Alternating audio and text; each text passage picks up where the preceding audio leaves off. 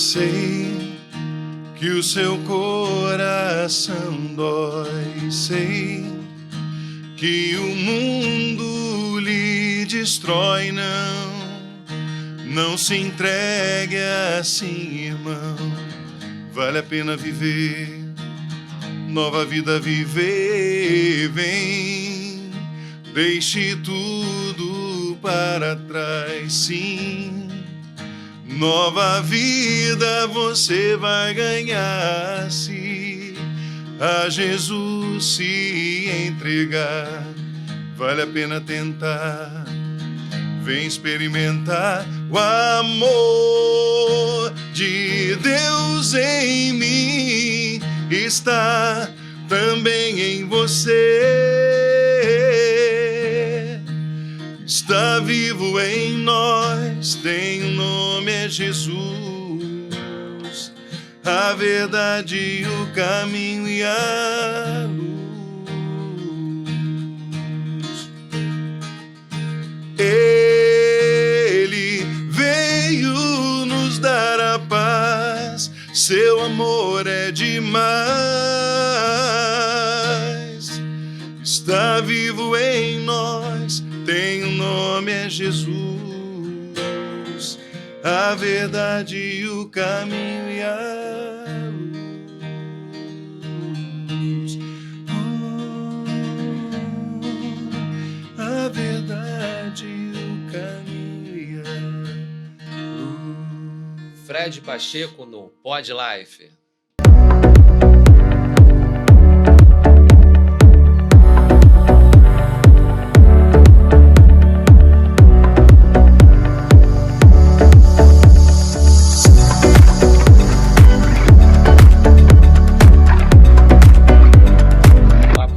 Aqui é Ricardo Bordinhão, a gente está agora no Pod Life.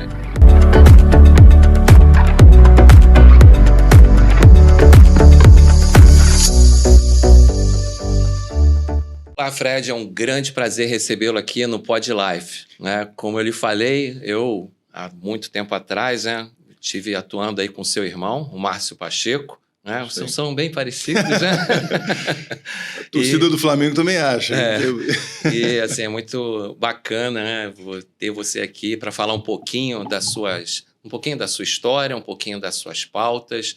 Primeiramente, eu queria que você falasse um pouquinho de como você chegou até a carreira política, né? Você veio de São Paulo. Eu queria ouvir um pouquinho. Primeiro, Ricardo, obrigado pelo convite. Estou muito feliz de estar aqui com você hoje. E a todo mundo que nos assiste. E assim, eu acho que Deus fez tudo na minha vida de maneira muito cuidadosa, né? Eu me formei em Direito, depois fiz pós-graduação em Administração, trabalhei no setor privado durante muitos anos, fiz carreira no setor privado e nunca pensei que eu pudesse... Eu sempre fui um amante da política, sempre gostei da política. Claro, meu irmão foi vereador 2 vezes, você conhece muito bem o Márcio, foi deputado estadual por 3 mandatos, e eu sempre acompanhei muito de perto a política, mas como cidadão, como uma pessoa que gosta de falar de política e que entende que a política é um caminho de verdade de transformação de vida, né, das pessoas.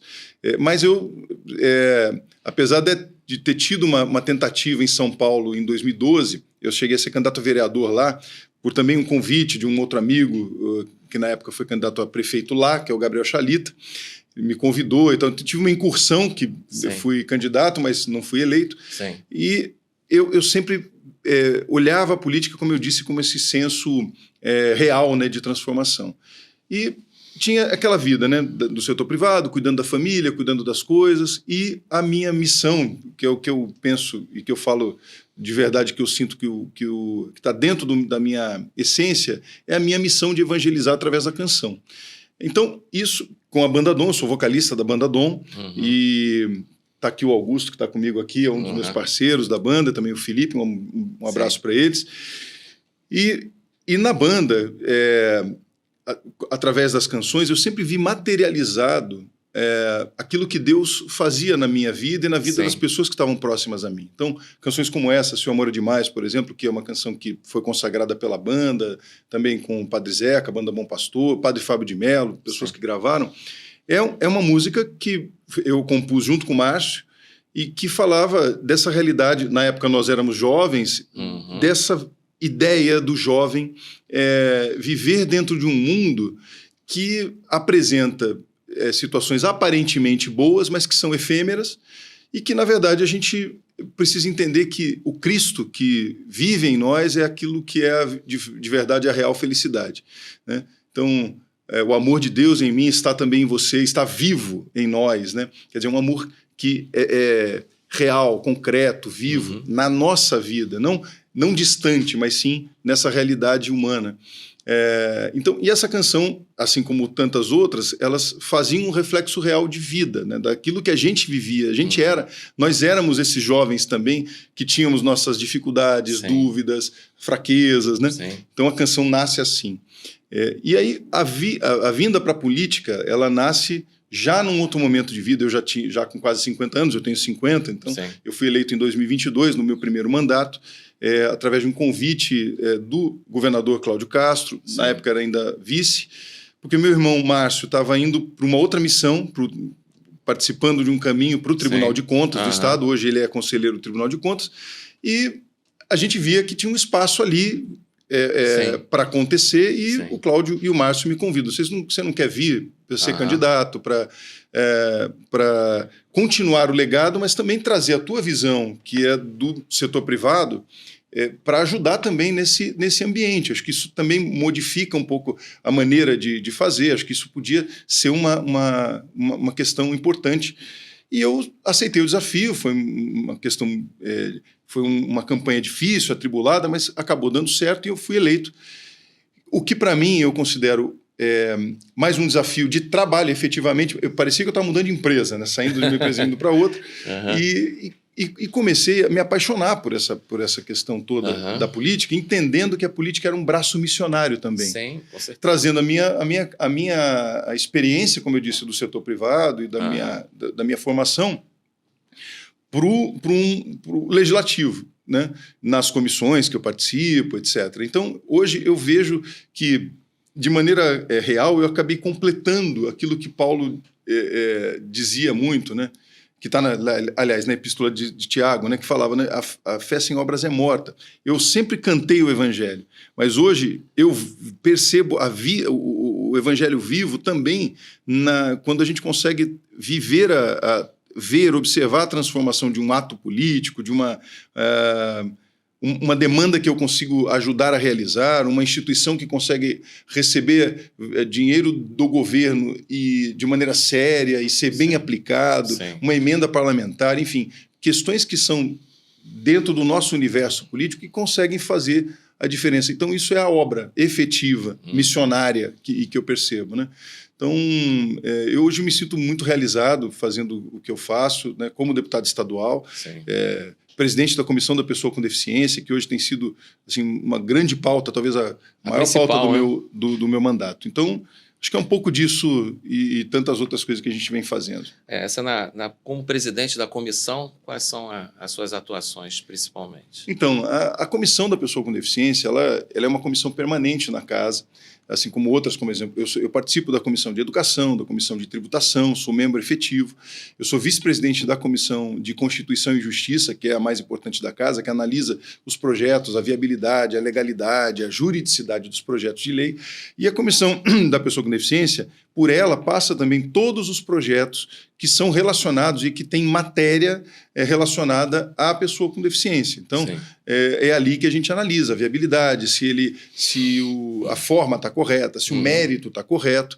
E essa é uma das funções. A segunda, e eu considero talvez uma das mais importantes, é de fato o atendimento às pessoas que vão hoje até a LERJ. A gente tem uma comissão que trabalha, uma coordenação que hoje é feita pela Yolanda Hermógenes, que é minha assessora e coordenadora da Comissão da Pessoa com Deficiência, e ali a gente atende todo tipo de demanda, encaminhamento, situações que são dúvidas da população em relação aos seus direitos, às questões que estão relacionadas ao seu dia a dia, ao cotidiano, acesso a serviços do Estado e, claro, fiscalização. A gente faz também fiscalização em todo o instrumental público do Estado.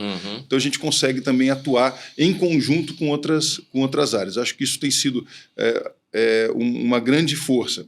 Fizemos também a instalação da CPI dos planos de saúde para as pessoas com deficiência, que foi uma CPI inédita no Brasil. Nunca ninguém conseguiu instalar uma CPI contra planos de saúde. A gente conseguiu, através da comissão, instalar essa CPI para investigar os cancelamentos unilaterais dos planos de saúde. É bem difícil para as pessoas. Né? Você sabe bem, você também é da área da saúde, sabe como isso é um desafio gigante. Enfim, eu acho que a comissão hoje ela tem um papel muito importante e eu sou muito honrado de ser presidente dessa comissão, porque em muitos momentos, e o Márcio foi testemunha, porque ele já foi presidente da comissão várias vezes, né, essa comissão ela foi colocada de lado, porque tinha a deputada que falava assim, você não quer uma comissão mais importante? Eu falei, você não entendeu, essa é a comissão mais importante. Eu entendo que ela é hoje uma comissão que atende, de fato, aqueles que em muitos momentos ficaram à margem, são mais vulneráveis, e hoje a gente tem que dar protagonismo, de fato, às pessoas com deficiência. Eu entendo que o mundo ele precisa ser mais acessível, mais inclusivo, mas não somente no discurso, mas efetivamente em atos concretos. Eu acho que a comissão tem esse papel. Essa lei Gui, como é que seria esse projeto? Então, esse foi um dos projetos que a gente capitaneou. Eu fui relator da Lei Gui. O Gui é um querido, é um grande personagem hoje no Brasil. É um torcedor vascaíno que tem uma doença que chama-se epidermólise bolhosa, que é uma doença rara e que acomete algumas pessoas, e ela é muito dolorosa, ela causa feridas no corpo, e ela precisa ser tratada com muito cuidado, com uma especificidade muito complexa. E a Lei Gui ela nasceu a partir de uma ideia da mãe dele, que acionou as comissões da LERJ, e aí eu era, como vice-presidente da comissão, e sendo da CCJ, assumi a relatoria da lei, e ela, dentre muitas questões, ela estabelece ao setor público de saúde, o tratamento para epidermólise bolhosa, que, como eu disse, assim, ela depende de ataduras específicas, então você precisa comprar o equipamento específico, você precisa treinar os profissionais de saúde para cuidar de pacientes com epidermólise, que não é todo enfermeiro que tem e passa por essa formação. Então, agora o Estado do Rio ele passa a ter a capacitação para treinar pessoas com funcionários da saúde a atender a epidermólise. Além disso, também autoriza o Estado a começar a pensar também em um valor para ajudar as mães que cuidam desses filhos, porque é absolutamente real a necessidade de mães que largam tudo para cuidar, porque um paciente com epidermólise bolhosa não consegue viver sem um suporte total, né? Então, muitos são os casos em que pais e mães precisam de uma renda para cuidar disso. Sim. Então, esse projeto também autoriza o Estado a dar esse apoio financeiro. Sim. Também para mães e pais, né, responsáveis de pacientes com epidermólise bolhosa. Isso é um dos projetos de lei importantes. Também estou vendo aqui que também tem um canal digital para denúncias, né, para PCDs, né? Como seria isso? A gente tem, a comissão ela trabalha com esse canal. A gente também, um dos projetos de lei que foi muito importantes foi a alteração da lei que eu fiz para fazer com que o DECRAD, que é a delegacia que atende crimes de intolerância racial, ela passe agora a atender também crimes de intolerância para a pessoa com deficiência. Nós temos uma lei hoje que cria a delegacia da pessoa com deficiência, só que não foi regulamentada, ou seja, não foi efetivada. Isso não existe ainda. Então, nós entendemos que hoje, como nós já temos a DECRAD, a gente precisava ter uma delegacia modelo, especializada para atender todas as situações de intolerância para a pessoa com deficiência. E hoje é real, já está sancionado pelo governador Cláudio Castro, e a DECRAD hoje atende de maneira absolutamente real as demandas relativas à pessoa com deficiência. Além disso, está em tramitação um projeto de lei que obriga o Estado a fazer com que todas as delegacias do Estado do Rio sejam acessíveis, coisa que isso, infelizmente, ainda não é real. A gente não tem acessibilidade completa em todas as delegacias, mas há um projeto de lei meu em tramitação Sim. para obrigar que seja feita Você acessibilidade. acredita que isso provavelmente vai acontecer? A nossa luta é essa, né? A gente sabe que não é fácil, a gente sabe que há ainda muitas barreiras atitudinais, barreiras complexas em relação à estrutura, custos que são complexos ao sistema, né, da estrutura do governo. O governo, que eu acho que tem feito um trabalho excepcional para a recuperação do Estado do Rio, que passou por 30 anos de desordem absurda e de falência. Não é simples você, em um mandato e meio, que é o que o Cláudio está fazendo, você conseguir reestruturar tudo, mas acho que o Cláudio tem feito um trabalho excelente nesse sentido, mas nós estamos ainda passando por um processo de regime de recuperação fiscal, ou seja, o Propag está sendo desenhado. Se a gente não conseguir alguns acordos, a gente pode ter problema, mas mesmo assim, eu acho que os avanços são significativos, acho que alguns passos importantes. Então, acho que você falou, é difícil? Porque não é... Sonho eu gostaria que a gente fizesse assim, vamos reconstruir todas as delegacias, vamos fazer com que todos os prédios públicos sejam absolutamente acessíveis e tal, mas não é tão simples assim. É um grande desafio. Desafio constante, principalmente essa pauta que você foca tanto, né, que as pessoas com deficiência, as pessoas com problemas, né, de saúde, de modo geral, são desafios constantes, né, porque é algo que poucas pessoas dão essa visão direta para esse lado, né, e você, como teu irmão também, foca muito nessa parte. Né? Eu penso que eu sou um sonhador, talvez, mas eu acho que no meu coração, eu até falo isso para vocês entenderem, eu não gosto da expressão pessoa com deficiência, mas isso e eu vou explicar por quê. Sim. Porque, para mim, as pessoas são diferentes. Eu gosto da expressão, a pessoa é pessoa, né? Independentemente da sua diferença. Eu não quero romantizar dizendo que, então, é tudo igual. Não é isso. O senso é de equidade. Eu tenho pessoas que caminham com as pernas e pessoas que andam com suas cadeiras de rodas. Pessoas que são muletantes e andam com as suas muletas. E essas são as nossas diferenças. Agora, eu acredito que o mundo não é justo na medida em que eu, com as minhas pernas, consigo chegar em determinado lugar com uma certa facilidade, e o Augusto, com muletas, né, chega com muito mais dificuldade. Isso não é justo. Então, o meu dever é fazer com que o mundo seja equânime, ele consiga atender a todos com todas as suas diferenças. Né? Então, eu tenho lá um assessor jurídico, que é um brilhante advogado, que é o Charles de Souza, e cego, e que sabe uma quantidade de leis de cor que eu, mesmo sendo o jurista, não saberia dizer lendo. E ele... entende? Sim. Sabe de cor, fala absolutamente, tem uma capacidade. Então, ele vê o direito de uma forma que eu não vejo. Sim. Tem uma habilidade. E ele tem essa habilidade. Aguçada. Então, isso é bonito, entender que a gente precisa capacitar o mundo a fazer com que as pessoas vejam da forma que elas conseguem ver.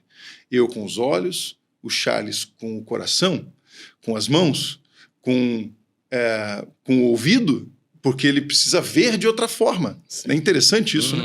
Então, e aí a gente precisa... Só que, para isso, eu não posso querer que o Charles veja da forma que eu vejo. Por isso, eu tenho que dar mecanismos de suporte para que ele consiga ver da forma que ele pode ver. Né? E assim caminha o mundo em suas diferenças. Agora, com a proeminência do autismo, com as suas questões que hoje também o autismo, que é um transtorno, não é uma doença e também precisa ser considerado hoje como uma questão da neurodivergência, uma maneira diferente de ver e de enxergar o mundo, porque o cérebro funciona de forma diferente. E que realidade hoje? Você está falando hoje de uma realidade de cada nascimento, de cada 31 nascimentos, um autista.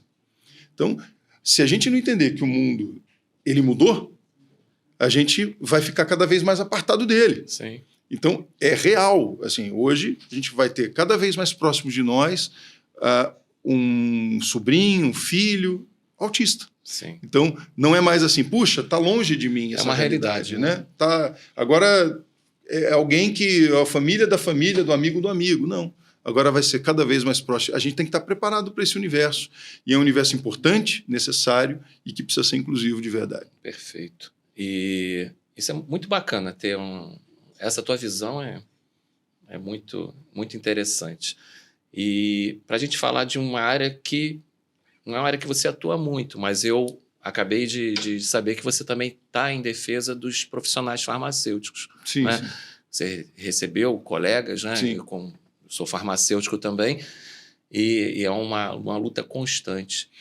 A gente conversa com todo mundo, eu falo isso. E é bacana que quando eles foram me procurar, o pessoal do conselho foi me procurar, foi com base também em todo o trabalho que a gente estava realizando. Eu confesso que não era uma área de atuação minha tão direta, mas é bonito quando você percebe que as pessoas, os conselhos, os profissionais começaram... E foi bonito que eles chegaram lá no gabinete dizendo assim, puxa, Fred, a gente andou pesquisando sobre você para poder... chegar aqui, para poder ver a tua luta, para poder perceber, então acho que você pode nos ajudar.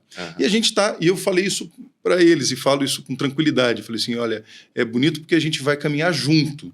Eu não vou fazer promessa para vocês, porque seria leviano da minha parte. Tem coisa que eu não sei, você vai me ajudar a entender, que está mais direcionado à tua área. Mas eu sou um insistente, eu sou um estudioso. Então, me fala tudo o que você precisa, me fala quais são as suas demandas, e a gente vai caminhar junto, a gente vai construir junto, o gabinete está à disposição. Então, a gente montou literalmente uma força-tarefa. E eu falo que o pessoal da farmácia agora tem um gabinete estendido, porque eles vão lá e sentam com o meu jurídico, aí a gente está preparando projetos de lei que sejam específicos para a garantia de direitos, pensando, por exemplo, em salário, o piso salarial, que é uma discussão muito importante, né, que os farmacêuticos estão levando essa demanda, e a gente vai fazer audiência pública. É o que eu falo, a gente tem que estar junto com a responsabilidade de dizer o seguinte, não existe, e que deputado, o deputado que vier com fórmula pronta, ele está mentindo, porque se fosse fácil, alguém já tinha feito. Não, com certeza. Entende? Então não é fácil, é uma construção de caminho, e a gente pode dizer o seguinte, né? Você mira as estrelas para chegar na Lua. Então a gente vai discutindo, traz as pessoas, traz as partes, porque é aquela história, mas o sindicato, mas o empregador, mas o comerciário. Vamos dizer o seguinte, senta todo mundo na mesa, você fala a tua parte, você fala a tua parte, e a gente tenta chegar num consenso. Consenso não é concordância. Concordância é outra coisa. Concordância, a gente tem que ter todo mundo concordando com o mesmo, e pode ser que a gente saia dessa mesa sem concordar com tudo. Mas se a gente chega num consenso, significa que eu cedi um pouquinho, você um pouquinho, a gente chega aqui, e aí todo mundo aperta a mão e fala, tá todo mundo contente? Não estou tanto, mas eu entendi e podemos caminhar assim. Então, minha luta é sempre pelo consenso, para ouvir todas as partes e chegar no melhor. E eu falo isso, Fred, porque na época que... Assim, eu sou da comissão parlamentar do Conselho, né? E eu, na época com o Márcio, né, a gente chegou bem à frente com isso, até fazendo um projeto de lei, que é uma pauta que está muito atuante agora, que é a proibição de venda de medicamentos em supermercado, que, na meu modo de ver, é uma irresponsabilidade. Né? Então, não tem um farmacêutico presente para dar orientação e aumenta a automedicação. Né? E é uma pauta muito forte do seu irmão, e vi que seguimos, que bom. E, assim, eu sei que é difícil, da mesma forma que você está dizendo aí de vários desafios, é um desafio muito grande, você tem que lutar com toda a rede de mercados, é uma batalha enorme, mas... O lobby é pesado. O lobby é pesado, mas é importante que a gente busque evitar que isso aconteça. Fred, eu vou dar uma paradinha só para dar um anúncio aqui rapidinho. Claro. Tá? Vamos falar da Interfinancial, tá? Que é uma empresa de planejamento previdenciário para pessoas que trabalham na área da saúde, tem aquele problema, contribui de várias formas e não tem um planejamento. Procurar Jean Ferraz, que é o nosso consultor, o telefone dele vai estar na descrição desse vídeo, e ZapMed, que é uma ferramenta de comunicação para quem é da área da saúde. Tá? Facilita bastante o trabalho desse profissional. Fred, e Como é que é a sua vida particular? Você é pai da Valentina, né? Valentina. Você veio lá de São Paulo. Como é que é essa loucura? Porque deputado não é fácil, não. Não é fácil. Assim, eu falo que a gente tem muitos papéis na vida, né? E estava falando isso agora com o meu parceiro, com o Augusto, a gente estava conversando, o Augusto é da banda Dom, e eu falo isso, né? A gente tem muitos papéis. Eu sou pai, eu sou vocalista da banda, né? Sou amigo, sou parceiro, sou marido da Patrícia, enfim, sou irmão do Márcio, sou político, sou deputado estadual, e a gente tem muitos papéis. Sim, com certeza. Só que a gente tem que entender, né? Os papéis que são aqueles que fazem parte da nossa essência, que não fazem parte de um estado momentâneo, né? E eu falo isso, né? Eu me tornei pai porque a Valentina me fez pai. Quando ela nasce, ela muda tudo, toda a minha relação com Deus, com tudo, né? Eu falo que eu entendi o amor de Deus, e olha que eu já estava na caminhada há muito tempo, mas quando ela nasceu, ela tem 14 anos, eu falei, meu Deus, eu vi ela ainda toda parecendo tá amassadinha, né? Aquela coisa, né? Saindo ali daquele, né? Toda sujinha ainda e tal. Eu olhei para ela e falei, agora eu entendi o que Deus fez por nós, porque eu sou capaz de dar vida por ela. Aí eu agora entendi, sabe, um Deus que é capaz de dar a vida por alguém. Sim. Falei, caramba, é exatamente, agora eu entendi o que Jesus fez, porque eu sou, sem que ela não me conhece ainda. Interessante, né? Ela nunca tinha me visto. Ela estava ali, eu estava de longe, e eu falei, este ser que não me conhece, ela não sabe ainda que tem um cara babão chorando, né? que é capaz de morrer por ela agora. Se alguém chegasse para mim e falasse assim, olha, para ela viver, você tem que dar a sua vida. Eu não pensaria, e hoje eu não pensaria meia vez para fazer algo por ela. Então, eu acho que nesse sentido é que a gente vê que esse papel é um papel que eu não abro mão pela política, por nada, pelo trabalho, eu não abro mão, né? Então, tem gente que às vezes fala assim para mim, puxa, Fred, mas tem agendas que você precisa fazer e você não está, porque você vai estar com a Valentina, que você vai viajar, você vai fazer isso com ela. Eu falei assim, olha só, deixa eu entender, você não entendeu ainda. Se eu tiver com a minha filha e isso fizer, se o fato de eu estiver com ela fizer com que eu perca a eleição, perca o emprego, eu perderei. Porque ela eu não vou perder. Por ela eu não posso perder. Sim. E eu não estou julgando quem toma decisões diferentes, porque tem gente que fala para mim assim, puxa, mas é só um sacrifício pelo filho. Você não entendeu, isso é uma decisão pessoal. Sim, sim. Por quê? Porque agora ela está com 14 anos, está entrando na adolescência, né? Está começando a me deixar mais, né? É uma fase difícil. Ela deixando me deixar. Eu tenho um filho de 15 anos, eu sei muito bem como é isso. É natural, né? Mas, mesmo assim, eu vou fazer a minha parte até o final. Até então, isso é meu papel, é meu e eu não vou deixar isso nunca passar. Então, eu sou o que fala todo dia, que liga todo dia, que pergunta como é que está, que é chato mesmo de beijar, de ficar, e não abro mão da agenda com ela, e é por uma escolha. E eu já tive muitas críticas por isso, de gente da política, então, sim, vários falam, nossa, você devia fazer mais agendas, mas você opta em ficar com a sua filha. Então, bom, né? Então, que bom que você reconhece. Que bom. Que bom que você está conseguindo ver isso, né? Porque você poderia falar outra coisa. Você podia dizer para mim, nossa, esse cara, ele cuida tanto da política que ele largou a filha. E eu quero que mais as pessoas falem o contrário para mim. Mas você deixou as coisas do trabalho porque você prioriza a sua filha. Então, se acertou, eu estou no caminho certo. Que é por aí que eu vou. De repente foi uma criação de vocês, porque o Márcio também é assim, né? Ele tem todo um carinho especial lá com os filhos, sim, né? Que eu vejo na também. Internet, né? Também, lógico. Isso é muito bacana. Fred, a gente já está caminhando já para o final, né? E quem está nos assistindo vai ter uma surpresa no final. O que você gostaria de falar do seu mandato? Quem votou em você, quem não votou, o que esperar do Fred Pacheco? Olha, eu acho que tem que esperar a verdade. Eu entrei na política falando isso, né, para todos que estavam comigo. Eu não faço promessa que eu não posso cumprir, e E é uma coisa que eu falei muito para o pessoal da farmácia quando eles estavam comigo lá. A primeira coisa que eu disse, assim, não espere de mim, não vou pedir voto para você agora. Elas ficaram olhando para minha cara assim, falei, não quero que você tire foto comigo para postar, eu quero que você veja o que eu fiz. Eu quero que o voto seja orgânico.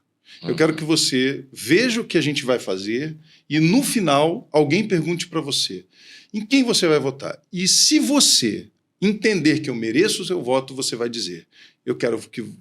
É claro que é no Fred, porque ele fez. Sim. Está entregando, está trabalhando. Então, antes de eu pedir o voto de confiança, hoje eu peço para todo mundo que está aqui, acompanhe o trabalho. Vá até o meu gabinete, que é o 1402, ali na Assembleia, na Alerj. Acesse as redes sociais, Fred Pacheco RJ, acompanhe o trabalho, mande mensagem, cobre. A gente é muito acessível, não só a mim, mas a toda a minha equipe que está ali. Tem muito trabalho e a gente quer compartilhar a realidade para vocês. Então, a verdade é essa. Eu acho que um voto tem que ser um voto de consequência. Não pode ser um voto antecipado. Então, voto de consequência é aquele que você vota porque, de fato, você enxergou na prática que alguma coisa aconteceu. E aí eu sou digno da recompensa, né, do voto da confiança, né, do trabalho que foi feito. E é isso que eu tenho buscado. Eu acho que se eu conseguir deixar esse legado, eu acho que eu vou me sentir muito feliz em tudo que eu tenho feito. E também na missão com a Banda Dom. Acessem as redes da banda, Banda Dom Oficial, @Banda Dom Oficial. A gente lançou música nova, a gente tem muitas canções que fazem parte da vida de muita gente, como Tudo é do Pai, Deus é 10, Coração Adorador.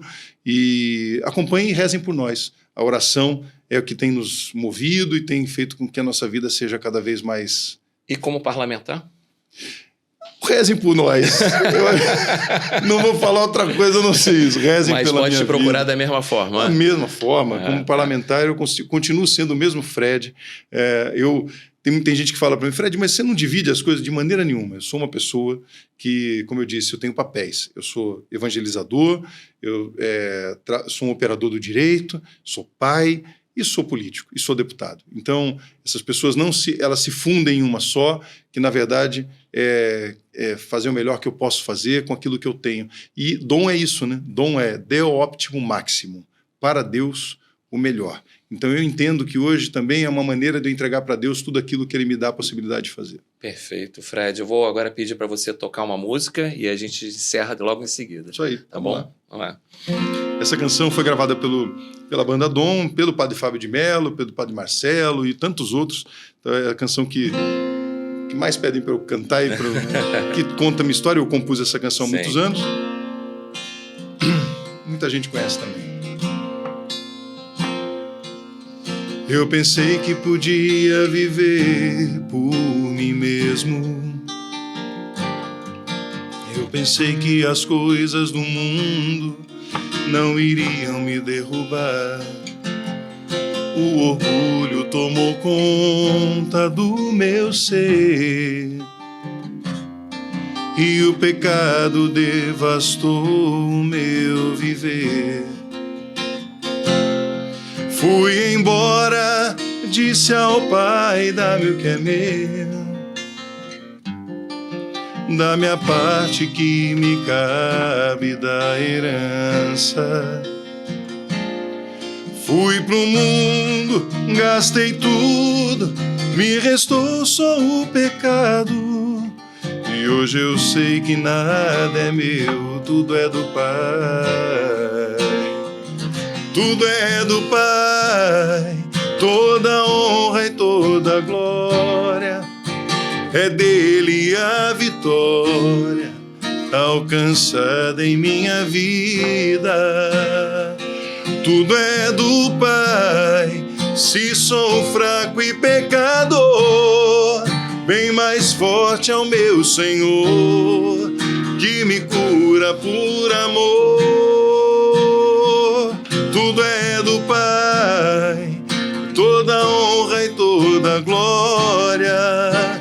É dele a vitória alcançada em minha vida. Tudo é do Pai, Se sou fraco e pecador, bem mais forte é o meu Senhor, que me cura por amor.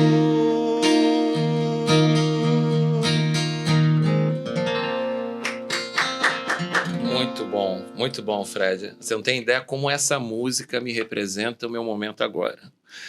Deus abençoe muito a sua vida. Obrigado pelo carinho. Eu que agradeço. Reze por mim. Com certeza. Eu vou rezar por vocês. Muito obrigado. PodLife é o PodLife da vida. Tivemos aqui um episódio incrível e espero que vocês curtam, assinem o canal, compartilha. Estamos aí. Um grande abraço. Tchau, tchau.